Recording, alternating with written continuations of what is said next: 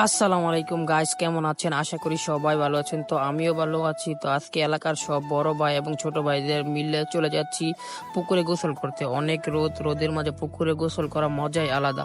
তো আমাদের বাসা থেকে পুকুরটা মোটামুটি অনেকখানি দূরে। তো ফাইনালি আমরা পুকুরের মাঝে চলে আসলাম। পুকুরের মাঝে আসি দেখি পুকুরের মাঝে গাছ বাঁধা এবং পুকুরের পানি অনেক ভালো। তো এক এক করে পুকুরে লাফ দিয়ে নেমে যাচ্ছে। তো প্রথমে আমার বন্ধু নেমে পড়লো। তো একের পর এক আস্তে আস্তে করে পুকুরে পড়ে যাচ্ছে। তো আমি আবার সাঁতার পারি না, তাই আমি ভাবতেছি পুকুরে কি নামবো নাকি পুকুরে নামতাম। সবার দেখা দেখি আমারও মনটা আর চাচ্ছে না যে পুকুরে না নামতাম, তাই আমিও ফাল দিয়ে পড়ে গেলাম পুকুরের মাঝে। তো এই গরমের মাঝে পুকুরে গোসল করার মজাই আলাদা। তো গোসল করা শেষ প্রায়, তো বাড়ির দিকে রওনা হলাম। তো আমাদের পুকুর পাড় থেকে বাসা অনেকটা দূরে।